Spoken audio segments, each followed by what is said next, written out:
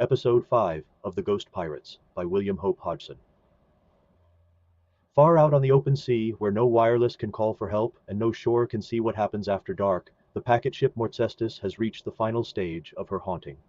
Men have died in the rigging, men have vanished in the dark, the crew has seen shapes come aboard from the sea, the officers have begun, at last, to believe. And now the ship herself feels less like a vessel, and more like a trap that has already closed.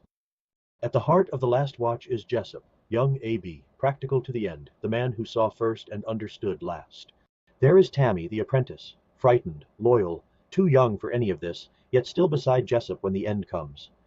There is the captain, the stubborn old man of the packet, and the second mate, hard officer turned unwilling believer. They have done what men can do, they have hung lamps in the rigging, they have armed themselves, they have watched the sea, but there are some enemies you do not beat by becoming more disciplined, only more aware. Day comes after the killing, and daylight somehow makes everything worse, because daylight proves the deaths were real. 3 dead men lie aboard, canvas is cut for their burial, weights are sewn at their feet.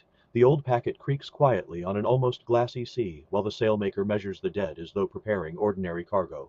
The burial is solemn, the captain reads the service. One by one the bodies slide from the hatch into the calm blue water, the Dutchman first, then Jacobs, then Jock, favorite of the men, mourned in a low rough chorus of "So long, Jock." And then the sea answers. As Jock's body sinks, Jessup sees it vanish too suddenly in the depths. Tammy points below.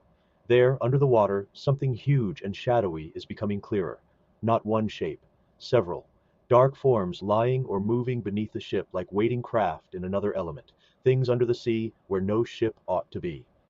This is the point at which the haunting changes again. Until now, the enemy has boarded. Now it seems to have a fleet. The Mortzestus is no longer merely haunted by intruders. She may be surrounded. From here the voyage drifts into a waking nightmare. The crew moves under a burden of exhaustion and dread. The officers keep lamps burning in the rigging. Every man watches the rail. Every glance at the water risks seeing too much. At times the sea seems only sea. At times it seems inhabited. At times the ship appears wrapped in that same subtle blindness Jessup had feared from the beginning. A strange atmosphere, a thinning and thickening veil between the Mortzestus and the ordinary world. And then comes the eerie calm before the final blow. Another full-rigged ship appears nearby. A real ship, a living ship, a ship that should mean rescue, witness, contact, salvation. But the Mortzestus does not answer her properly. Signals go ignored, sound seems swallowed. Even at close range, the other vessel cannot hear what ought to be heard from a ship only a few hundred yards away. Later her officers will remember the same thing most of all, how terribly quiet the Mortzestus was. Aboard the Mortzestus, the final hours begin with unease, then movement, then a kind of coordinated horror. The lamps are not enough, the watches are not enough, the officers are not enough. Something is working all over the ship again. Rigging runs, gear shrieks, sails are handled by hands that do not belong to the living crew. Jessup understands, too late, that the ship is not merely being attacked, she is being taken over.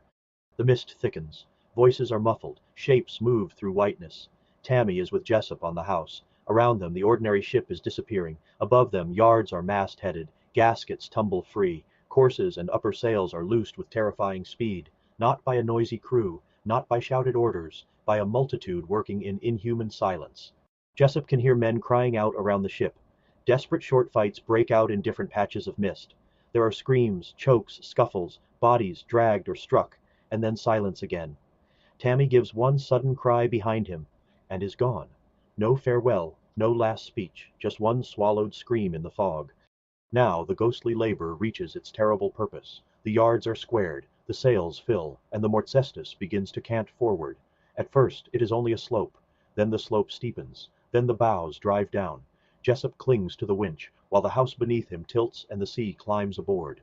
The jibboom plunges under, water roars over the forecastle and down the main deck. Men scream all around him, Plummer goes down into the flood, and then the ship, her decks overrun and her head buried, drags Jessup into the dark with her. This is not an ordinary foundering, not storm, not collision, not rotten planking. It is as though the entire vessel has been seized, driven, and pushed bodily to her death by forces that only half belong to the visible world. Jessup lets go. He swims. He nearly drowns in the dark. Then, somehow, he reaches the surface. And there, only a few hundred yards away, floats the other ship, the one real witness left in all that sea.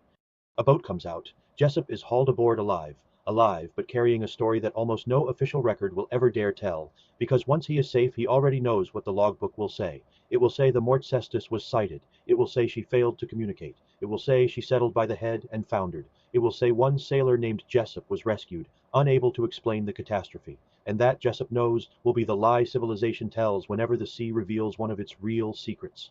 But then comes the appendix, and the appendix is what makes the story colder, because now the ending is no longer told by the haunted sailor, it is told by men on another ship, men who were not trapped aboard the Mortzestus, men who watched from outside.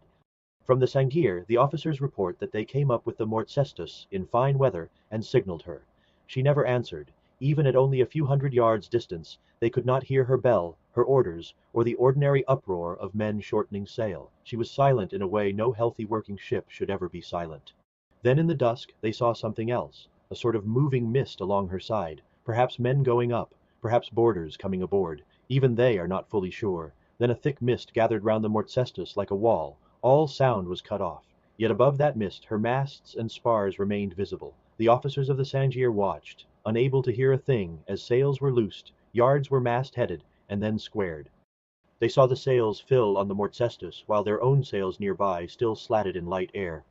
Then they watched her masts cant forward and her stem rise. Moments later she went down, head first, into the mist. And afterward, only wreckage, only sea, only one swimmer, Jessup, one man saved from a silent ship, one witness to horrors that will never be entered honestly into a log, one survivor from a packet that vanished not merely into the ocean, but into something older, stranger, and infinitely less merciful. The Mortzestus is gone, her dead are gone, her truth is nearly gone, but somewhere in the long folklore of the sea, in all the whispers about ships that fail to answer, ships that sail too quietly, ships that seem already half lost before they sink, the old packet still moves, silent, shadow-haunted, and still perhaps being boarded from the sea.